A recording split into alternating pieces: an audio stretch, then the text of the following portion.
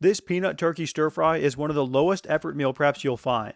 You'll be done in 30 minutes and have your lunches for the work week. All it takes is throwing rice in the rice cooker, browning up some turkey, making a sauce, and then we get a little help from some frozen vegetables from the store. Each serving of this one has 632 calories with 42 grams of protein. Here's how you make it. Just to show you how fast this one really is, here's my starting time at 2:55. First, you're going to wash and cook some rice. In this recipe, you're going to need 3 3/4 cups or 563 grams of cooked rice. For me, that was about 245 grams of dry cal roast rice. I'll rinse it until the water runs clear and then toss it in the rice cooker to do all the work for me. Now, just like I had mentioned a few seconds ago, we're going to take advantage of the freezer aisle at the grocery store and use some frozen, pre-cut vegetables to make this prep work practically non-existent. The one I'm getting is the stir-fry blend from Whole Foods. I'm sure your grocery store should have something similar. Aside from not having to chop anything, another advantage of using frozen vegetables is that you can get a variety without having to spend the money on individually buying each component. Yes, you'll sacrifice some texture and flavor from using frozen vegetables over fresh, but like I've always said, the best any vegetable will ever be is a 0 out of 10, so is that really going to be a problem? Maybe. Now for the sauce. In mine, I use Chinese cooking wine that I always keep in my pantry. You might not be able to find this in your grocery store, so if you can't, you either need to purchase it on Amazon or you can substitute with some rice vinegar. The sauce should be made while the turkey is cooking to make the most efficient use of your time, but because I need everything to be on camera for demonstration purposes, I'm going to have to do it right now.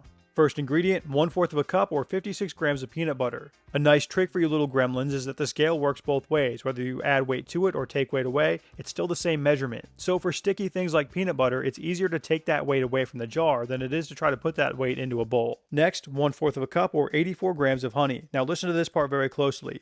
If your peanut butter already has sugar in it like Jif or Skippy, you may want to only use 3 tablespoons here. The one I use is just peanuts and salt. I'm going to toss that in the microwave for about 20 seconds to loosen things up, and then add in 3 tablespoons or 45 grams of soy sauce, 2 tablespoons or 30 grams of that Chinese cooking wine, 2 teaspoons or 10 grams of sesame oil, and 1 teaspoon or 3 grams of red pepper flakes. That will all get stirred or whisked together until it's well combined, and I'll set it aside until I'm ready for it later. Now I can make my turkey, so I'm going to place a large skillet over medium-high heat and add in 1 tablespoon or 15 grams of oil. Then into the pan goes 2 pounds or 908 grams of 93.7 ground turkey. I spread it around to flatten it out and get good contact with the pan, and then season it lightly with salt and pepper. While that's cooking, I'm going to thaw out these vegetables in the microwave.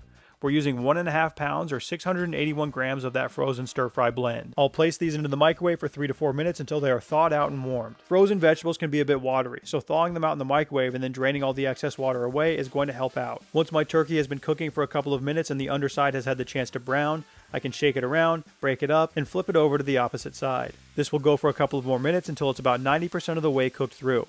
Here are my vegetables once they came out of the microwave. It's hard to tell on video, but there is a decent amount of water at the bottom of this dish, and that has got to go. So I brought it over to the sink, held a paper towel over the top, and drained it all away. This wok was a bit small for the amount of food I was trying to cook, but my big skillet that you see in the background here was dirty, and I was being a lazy cry-ass and didn't want to clean it. Because it was too small, some of the water from the turkey didn't have the chance to evaporate out, so I'm going to remove most of that with a spoon, just so things don't get waterlogged once I add in the vegetables. Then you can dump in your vegetables and stir them around to evenly distribute. Allow them to cook for a minute or two, and then get your sauce ready.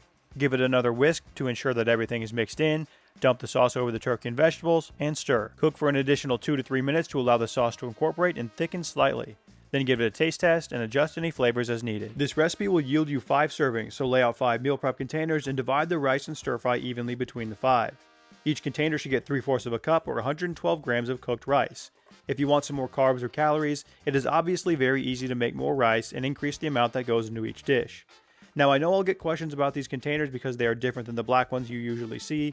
I've mentioned before I only use those because the black looks better on camera, but I prefer glass. These are the 34-ounce IKEA 365 containers. They aren't the best, but they get the job done, and for a meal prep shaped and sized container, they are better than any of the other glass ones that I've tried. I tried to top with some sesame seeds for garnish, but I ended up running out, so enjoy this little sesame seed gradient you see here. Now I'm finished, check the clock, 3:28. I know you saw that for a little second, that counts. 33 minutes start to finish. Each serving of this peanut turkey stir fry has about 632 calories and 42 grams of protein.